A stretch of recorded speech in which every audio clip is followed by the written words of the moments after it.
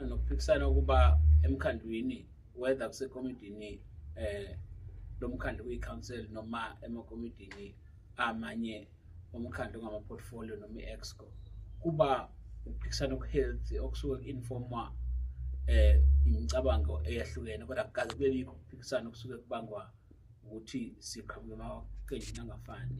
Ngiyaqinisekisa angikaze ngicabanga ukuthi ngiyothola i-support engaka kumakhansela amanye amaqembu, ikakhulukazi eqenjini le-ANC okuyilona nalo elathola amavoti eza emva kwethu njengoba benamakhansela awu-14.